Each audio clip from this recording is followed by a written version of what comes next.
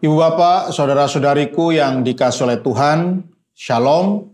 Selamat berjumpa kembali dalam Renungan Harian Katolik Paroki Tomang, Jakarta. Hari ini hari Senin, tanggal 21 Juli tahun 2025. Tema renungan kita hari ini adalah Tanda Sudah Diberikan. Ibu bapak, saudara-saudariku yang dikasihi oleh Tuhan, suatu kali ada seorang pemuda, dia sudah 3 tahun lulus dari universitas, lulus dari program S1 ya. Dan pemuda ini datang kepada saya untuk curhat ya, untuk berkeluh kesah.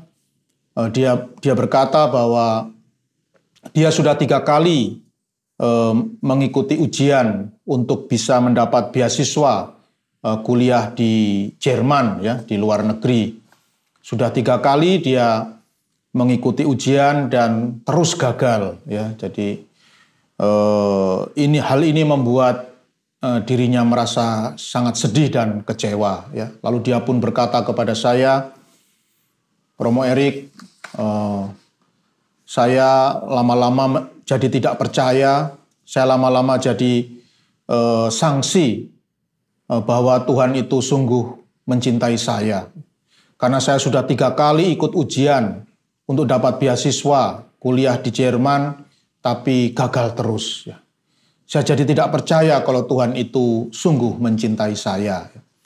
Maka saya pun kemudian bertanya kepada pemuda ini, kamu dalam 1 hari apa bisa makan 3 kali sehari ya, dalam 1 hari itu bisa nggak kamu itu makan 3 kali sehari?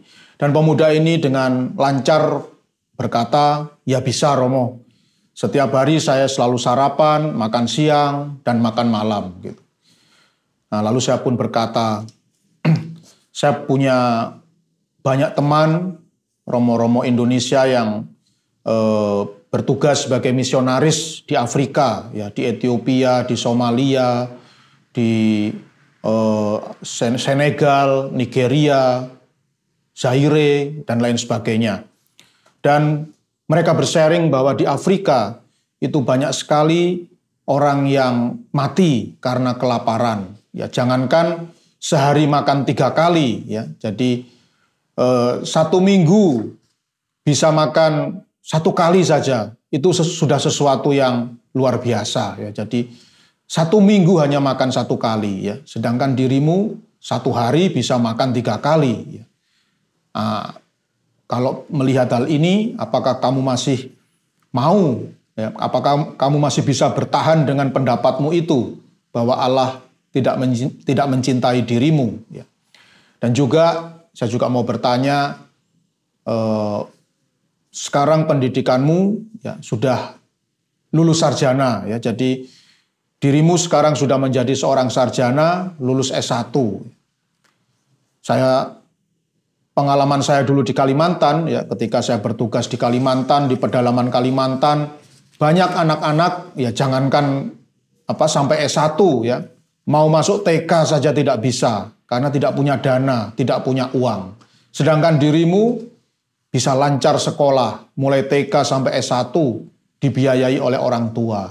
Nah, kalau dirimu mau merenungkan, masihkah dirimu bertahan dengan pendapatmu itu bahwa Allah tidak mencintai dirimu? Ya, apakah kamu masih mau bertahan dengan pendapatmu itu? Ya, lalu pemuda ini pun diam tertunduk. Ya, rupanya ajakan saya untuk merenung itu ya masuk juga ke hatinya ya. Bagaimana orang setiap hari bisa makan 3 kali, lalu juga bisa sekolah sampai lulus S1, masih bisa berkata bahwa Tuhan tidak mencintai dirinya ya, sementara orang lain tidak bisa mendapatkan hal yang bisa dia dapatkan ya. Nah, Ibu Bapak, saudara-saudari yang dikasihi oleh Tuhan, dalam Injil Matius bab 12 ayat 38 sampai 42 yang dibacakan dalam perayaan Ekaristi hari ini dikisahkan orang-orang Farisi dan para ahli Taurat bertanya, lebih tepatnya meminta kepada Tuhan Yesus untuk menunjukkan tanda-tanda ajaib, ya, untuk memberikan kepada mereka tanda-tanda ajaib supaya mereka boleh percaya bahwa Yesus adalah sungguh-sungguh Mesias yang diutus oleh Allah, yang diutus oleh Tuhan ke muka bumi ini. Ya, jadi orang-orang Farisi dan para ahli Taurat ini minta tanda sebagai syarat supaya mereka bisa percaya bahwa Yesus adalah juru selamat dunia. Ya. Tapi apa kata Tuhan Yesus? Tuhan Yesus menolak. Tuhan Yesus tidak mau memberikan tanda sedikit pun, tanda satu pun kepada mereka. Tuhan Yesus bersabda, "Angkatan yang jahat dan tidak setia ini menuntut suatu tanda, tetapi kepada mereka tidak akan diberikan tanda selain tanda Nabi Yunus." Apa yang dimaksud Tuhan Yesus dengan tanda Nabi Yunus? Tanda Nabi Yunus adalah simbol dari karya penebusan Tuhan Yesus. Ya, kita tahu kalau kita membaca kitab Yunus, ya, di situ ada kisah bahwa Yunus itu pernah dimakan, ya, oleh ikan yang sangat besar, lalu dia berada di dalam perut ikan itu selama 3 hari. Ya. Kemudian dia dimuntahkan kembali dan selamat. Ini adalah lambang dari karya penebusan Tuhan Yesus. Ya. Kita tahu, ya, Tuhan Yesus dibunuh, ya, dibunuh dengan cara yang sangat mengenaskan oleh orang-orang Yahudi dengan cara disalib, dan kemudian dia pun dimakamkan dan dia tinggal di dalam makam selama 3 hari, ya, seperti Yunus. Kalau Yunus berada di dalam perut ikan, kalau Tuhan Yesus ada di dalam perut bumi, ya, atau ada di dalam kuburan. Ya. Nah, maka tanda Yunus itu yang dimaksud oleh Tuhan Yesus adalah karya penebusan yang sudah dia lakukan untuk membebaskan manusia dari dosa-dosanya. Ya. Karya keselamatan yang sudah dilakukan oleh Tuhan Yesus. Tuhan Yesus tidak mau memberikan tanda lain selain tanda itu. Ya. Dan seharusnya orang-orang Farisi dan para ahli Taurat dengan karya penebusan atau karya keselamatan Tuhan Yesus itu sudah cukup untuk membuat mereka percaya bahwa Yesus adalah juru selamat yang dijanjikan oleh Allah Bapa. Ya. Nah, Ibu Bapak, saudara-saudari yang dikasihi oleh Tuhan, sesungguhnya kita harus mengakui, ya, bahwa dalam hidup kita Tuhan sudah seringkali, Tuhan sudah sangat banyak menunjukkan tanda-tanda kasih-Nya kepada kita, tanda-tanda yang ajaib, mujizat-mujizat, karunia, kasih karunia, rahmat yang begitu banyak, yang begitu berlimpah. Ya. Saya pun demikian, ya, saya juga makan itu tidak ada soal. Ya. Saya bisa makan 3 kali sehari, saya juga bisa sekolah dengan baik, ya. Bahkan di Indonesia, ya, Romo itu pasti lulusan S2, ya. Jadi master teologi itu sudah pasti, ya. Dan ya semuanya itu ya luar biasa, ya.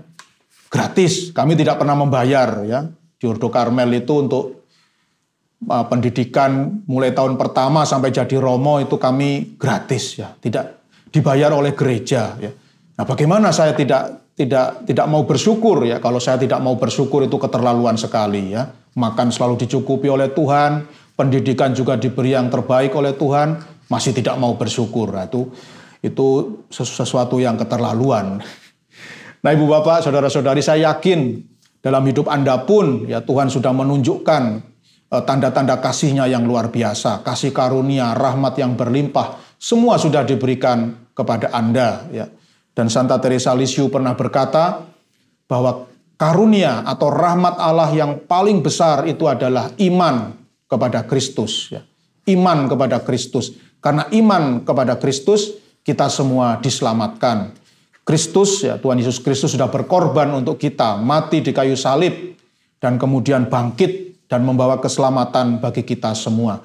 Tidak ada tanda lain yang lebih agung, ya, lebih mulia, lebih luhur daripada itu semua. Ya, keselamatan yang telah diberikan oleh Kristus kepada kita, ya. Maka sungguh keterlaluan kalau kita tidak mau bersyukur, ya, akan kasih karunia Tuhan ini. Oleh karena itu, Ibu Bapak, saudara-saudari yang dikasihi oleh Tuhan, marilah kita senantiasa bersyukur dalam kehidupan ini, terutama karena karya keselamatan yang sudah dilakukan oleh Tuhan Yesus demi keselamatan kita. Dan sebagaimana yang dikatakan oleh Santa Teresa Lisieux atau Santa Teresa Kanak-kanak Yesus, barang siapa mampu bersyukur, maka dia juga akan mampu merasakan sukacita di dalam kehidupan. Saya yakin Bapak Ibu, saudara-saudari semua ingin merasakan sukacita, ya, dan kegembiraan yang meluap-luap dalam hidup Anda.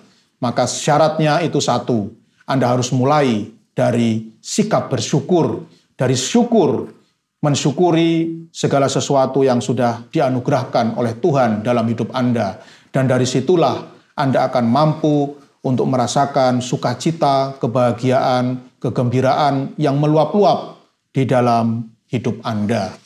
Tuhan memberkati.